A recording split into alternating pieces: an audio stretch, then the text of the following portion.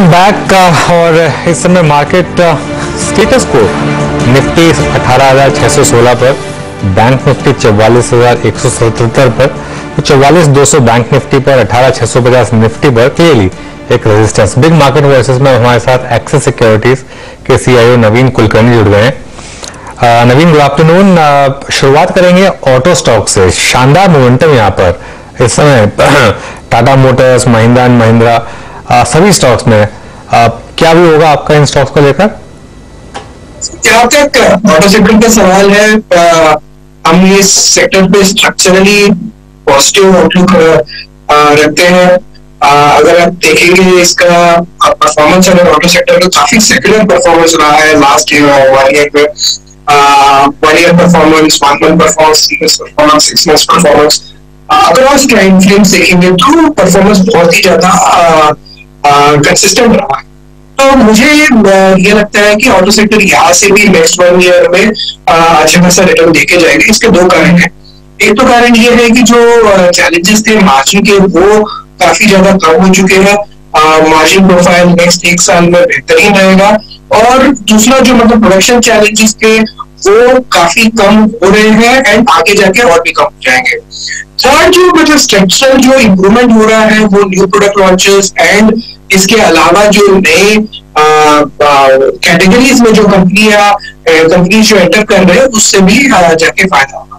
सो auto structural positive story है हमारे लिए और ये सेक्टर पे ओवरवेट एलोकेशन रखना चाहिए। ये है ओवरवेट एलोकेशन टू ऑटो। मतलब और ऐसा मतलब नवीन जी, इसको भी बाइसेक्ट करना हो ऑटो को, तो प्रेफर्ड सेगमेंट क्या होगा आपका? 2 व्हीलर में ऑलरेडी एक मूव आ चुका है और ये मूव आई थिंक सबकी एंटीसिपेशन, सबकी सोच समझ की शक्ति से परे था। बजाज ऑटो, टीवीएस परे ऑल टाइम हाई था। अब थोड़ा सा पैसेंजर व्हीकल सेगमेंट में आपको रिस्क रिवॉर्ड रेशियो बेटर लग रहा है या फिर कमर्शियल व्हीकल सेगमेंट में, फॉर इंस्टेंस अशोक लेलैंड? यहाँ तक अशोक लेलैंड का सवाल है, मैं ये चीज बताऊंगा कि यहाँ से रिस्क रिवॉर्ड रेशियो बुरा नहीं है। I would say evenly balanced है। इनफैक्ट रिस्क थोड़ा सा कम ही है, जिसके हिसाब से अपसाइड मुझे बहुत ज्यादा नहीं लगता है। मैं वही एक मेरा चैलेंज रहेगा अशोक लेलैंड के स्टॉक के लिए। अदरवाइज मुझे डाउन साइड का चैलेंज बहुत ज्यादा नहीं दिखता है। जहां तक पैसेंजर व्हीकल का सवाल है, वहां पर भी मुझे लगता है कि यहाँ से 10 to 15% रिटर्न बनना stocks like Mahindra and Mahindra हो या मारुति हो या इवन टाटा मोटर्स में मुझे लगता है कि बहुत ज्यादा मुश्किल नहीं है। ओके, तो उस 4 व्हीलर स्पेस में पैसेंजर व्हीकल आइडियाज कई सारी हैं। और आपको याद होगा पिछले हफ्ते जब हम बात कर रहे थे नीलेश शाह से, उन्होंने आई थिंक लास्ट फ्राइडे ही कहा था कि वो और 2 व्हीलर्स में ईवी प्लेयर्स पर ज्यादा फोकस कर रहे हैं। तो आइदर वेज अलग अलग फंड्स का नजरिया अलग अलग है ऑटो साइड पर। अच्छा, बैंकिंग काउंटर्स को लेकर नवीन मैं आपकी राय लेना चाहूंगी। कंसिडरिंग हम इस हफ्ते ऑफकोर्स आरबीआई की तरफ से उन बयानों पर भी नजर डालेंगे जहां पर लार्जली मार्केट ये जरूर कह रहा है कि शायद एक और पॉज आता हुआ दिखाई देगा और कमेंट्री देखनी होगी कि रेट रिवर्सल का साइकिल कब शुरू होता है। क्या उस तरफ कुछ इंडिकेशन आपको लग रहा है कि रेट रिवर्सल के बारे में चर्चा होगी या नहीं? पर्सनली ये है कि रेट रिवर्सल मुझे थोड़ा मुश्किल लगता है immediately. May be and of this year मुझे लगता है कि रेट रिवर्सल का जो रुझान है वो थोड़ा सा मतलब उसमें मोमेंटम आ सकता है। लेकिन इमीडिएट बेसिस पे मुझे रेट रिवर्सल का स्कोप थोड़ा सा कम लगता है, क्योंकि ओवर इन्फ्लेशन अगर देखेंगे वो कोई बहुत ज्यादा लो नहीं हुआ है, थोड़ा बहुत प्लस माइनस वो बैंड में चल रहा है, बढ़ नहीं रहा है, वो एक पॉजिटिव है, बट लेकिन ऐसा बहुत कम होता हुआ दिख रहा है। सो ओवरऑल मुझे लगता है कि रेट रिवर्सल का जो टॉप्स के जो मतलब मोमेंटम है उससे मतलब आने में थोड़ा टाइम लगेगा, ये मेरा पर्सनल व्यू है। लेकिन by end of this year मुझे लगता है कि चांसेस थोड़े ज्यादा है। क्या चाहता है इसमें? अच्छा नवीन जी, आपको सबसे ज्यादा रिवॉर्ड इस वक्त एनबीएफसीज में, एचएफसीज में, कंज्यूमर फाइनेंस कंपनीज में, और एक और तबका जिसने एक बहुत स्ट्रांग मूव दिया वो है ये स्मॉल फाइनेंस बैंक का। एयू स्मॉल फाइनेंस बैंक के लिए मेरे ख्याल से पूरा का पूरा लास्ट 1 साल का 6 महीने का टाइम फ्रेम काफी स्ट्रांग रहा। मैं यहाँ पे एनबीएफसीज को और बैंक्स को जोड़ रहा हूँ, उसमें आपके लिए एक और विकल्प जोड़ रहा हूँ और वो है स्मॉल फाइनेंस बैंक। आप क्या पिक करना चाहेंगे इस लेवल पे भी, इस वक्त अभी जो पैसा बना के दे सकता है? जहां तक ओवरऑल बीएफएसआई सेक्टर है, अगर तुम देखेंगे ये सेक्टर आप बहुत ही क्लियरली सेग्रीगेट कर सकते हैं रिस्क रिवॉर्ड रेशियो के हिसाब से। अगर मुझे रिस्क लेना है तो मुझे लगता है कि माइक्रो फाइनेंस में एक टर्न अराउंड स्टोरी बन सकता है, राइट। माइक्रो फाइनेंस के स्टॉक्स ने परफॉर्मेंस भी अच्छा दिया है, लेकिन माइक्रो फाइनेंस कंपनीज में जो ग्रोथ आती है और जो आरओए जो बन सकता है वो काफी हाई होता है, तो उस हिसाब से रिस्क रिवॉर्ड रेशियो बहुत ही अट्रैक्टिव हो सकता है। तो माइक्रो फाइनेंस या स्मॉल फाइनेंस बैंक्स जो है यहाँ पे निवेश किया जा सकता है अगर अगर इन्वेस्टर का रिस्क एपेटाइट थोड़ा हाई हो। इसके अलावा अगर हम देखेंगे जो टियर 2 बैंक है, जो स्मॉलर बैंक है, जैसे अगर हम बात करें जैसे रत्नाकर बैंक लिमिटेड हो गया, या फिर इसके अलावा अगर हम फेडरल बैंक हो गए, ये जो मतलब जो कैटेगरी 2 बैंक है जो मतलब फ्रंट लाइन बैंक्स में नहीं आते, यहाँ पे भी मतलब रिस्क रिवॉर्ड रेशियो अट्रैक्टिव है। तो ओवरऑल मैं ये बोलूंगा कि अगर रिस्क एपेटाइट ज्यादा है तो माइक्रो फाइनेंस या स्मॉल फाइनेंस बैंक्स में डेफिनेटली निवेश करना चाहिए, क्योंकि वहां पे एक टर्न अराउंड स्टोरी बन रही है और प्रोस्पेक्ट्स काफी स्ट्रांग है। और उतना रिस्क नहीं लेना है तो जो सेकंड कैटेगरी ऑफ बैंक्स है वहां पे भी इन्वेस्ट किया जा सकता है और यहाँ पे मतलब पैसे बन सकते हैं। इसके अलावा ऑफ कोर्स जो फ्रंटलाइन बैंक्स है और जो पीएसयू के जो बड़े बैंक्स है लाइक एसबीआई और बैंक ऑफ बड़ौदा, वहां पे भी return in the next 1 year risk reward के हिसाब से अट्रैक्टिव है। अच्छा, चलिए एक मिड कैप आईटी की बात हो जाए। यहाँ पर एक अच्छा मोमेंटम नवीन, स्पेशली आफ्टर नंबर्स, और एक जो लार्ज कैप आईटी में स्केयर दिया था उससे कंप्लीटली ऑपोजिट, यहाँ क्या भी होगा आपका?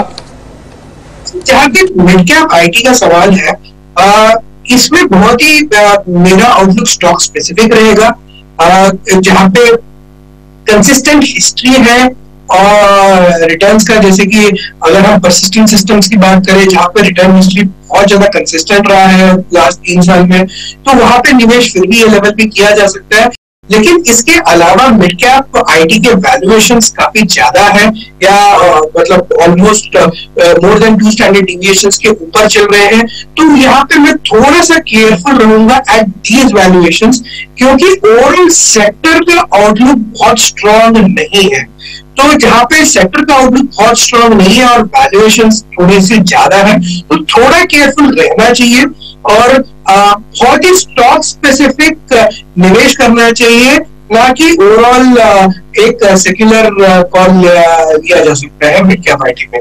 तो बहुत ही स्टॉक स्पेसिफिक ट्रेंड पकड़ना चाहिए जहां तक मिड कैप आईटी। नवीन, पिछली बारी जब आपसे बातचीत हुई थी हमने इंफ्रास्ट्रक्चर सेक्टर की बात की थी, लेकिन इंफ्रास्ट्रक्चर में स्पेसिफिकली रियल एस्टेट काउंटर्स पर मैं आपकी राय लेना चाहूंगी, जहां पर हमने देखा प्रेस्टीज के नंबर्स बेहद शानदार थे, डीएलएफ का परफॉर्मेंस इज बीन अस्टाउंडिंग, और इन सभी कंपनियों का मैनेजमेंट बहुत स्ट्रॉन्ग कमेंट्री और गाइडेंस देके गया है बाकी पूरे साल के लिए। यहां पर आप लोगों ने रिसेंटली क्या एक्सपोजर बढ़ाया है? जहां तक रियल एस्टेट का सवाल है, हमारा एक्सपोजर रियल एस्टेट में बढ़ा नहीं है, लेकिन ओवरऑल हमारा व्यू जो है वो रियल एस्टेट सेक्टर पे पॉजिटिव है, क्योंकि रियल एस्टेट सेक्टर में अगर हम देखेंगे तो हमारा जो ओवरऑल बेट है, जहां जहां पर भी कंपनीज के पास हार्ड एसेट्स है, राइट, तो वहां पे मुझे लगता है कि आगे जाके भी एसेट रिप्राइसिंग होने के कारण वैल्यू क्रिएशन की संभावना आगे बढ़ रही है।